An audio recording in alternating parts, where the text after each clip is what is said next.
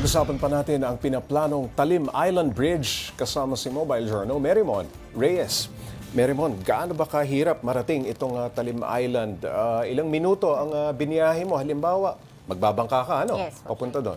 O gaano kahirap? Paps G, depende kasi doon sa Talim Island. Oo. For example, ako, Barangay Navotas, Oo. medyo nandun siya sa side ng Cardona. Oo. Ako kasi from Binangonan Port. So mga roughly 20-25 minutes siya. Oo. Kasi nasa may dulo siyang part ng Talim Oo. Island. Yung Oo. pamasahe dito, it ranges from 60 pesos to 100 pesos. Pero pagka kunwari, PWD, senior citizen, bumababa mga 40 pesos, 60 pesos. So depende siya. Pagka malapit lang naman sa Talim Island, mga 10 minutes, nandun ka na. Pero pag nasa dulo, 20-25 minutes, Paps G. Pero ano ang sentimiento, ano mga pabor sa pagtatayo ng tulay, Merrimon? Paps J, ang pinaka-common na nasabi nila, pag medical emergencies, medyo mahirap kasi Ayun, limited oo. pa yung access ng ano. Meron naman sila barangay health workers doon, pero pagdating talaga yung level ng teknolohiya ng mga ospital, ng mga clinic, wala pa talaga noon sa Talim Island. At kung may emergency, halimbawa... Kailangan pa magbangka. Okay. So wala Oo, sila, oo. kailangan pa nilang, minsan syempre yung panahon, yung alon, kahit sabihin natin lawa, syempre pahirapan Oo. minsan. So yun yung concern nila doon. Pero kung magkakaroon daw ng regulasyon, magiging open naman daw sila sa conversation na yun, Paps J. Within the Talim Island, kamusta naman ang lagay ng mga kalsada? No?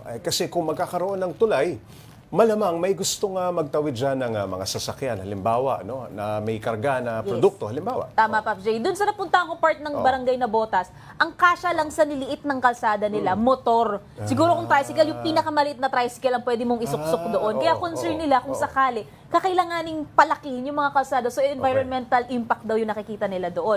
Road widening. Yes, road widening. Oo. Kaya ang inaano nila, kung matutuloy ang isang tulay, sana raw maaral muna ng maigi kung paano nito maapektuhan yung tahanan nila, si Inang Kalikasan to be specific, Ayun. Paps J. Merrimon, gaano na ba katagal ang usapin sa pagtatayo ng tulay dyan sa Talim Island? Nasimula na ba kahit pa paano? Hindi pa. Ang nangyayari ngayon, Paps J, marami raw ang nag-aaral. Marami raw ang tinitingnan ngayon yung mga lugar, yung mga port kung saan iko-connecta, kung sakali man. And matagal na to eh. Sinasabi nga ng ibang mga bangkero, bata pa raw sila, may usapin na raw nito. And itong ang chairman na nakausap natin from Barangay Navotas, recently lang, nitong June, may nagtanong daw sa kanyang engineer kung ano ang masasabi niya kung sakaling magkaroon ng tulay. So ngayon, ang pinaka-inaantabayanan nila, since nagiging kuro-kuro ulit ito, paano nga ba ito mangyayari? At kung makakausap ba ang mga stakeholder, Paps J? Merrimon, ano ba ang pwedeng dayuhin dyan sa Talim Island, no? Para sa kaalaman ng mga manonood? Paps J, pagka yung mga piyesta-piyesta nila, maraming kainan talaga doon. So masarap pumunta dumayo doon. Pwede naman puntahan yung mga hot springs nila. Pwede raw mag-hiking sa Mount Agapo.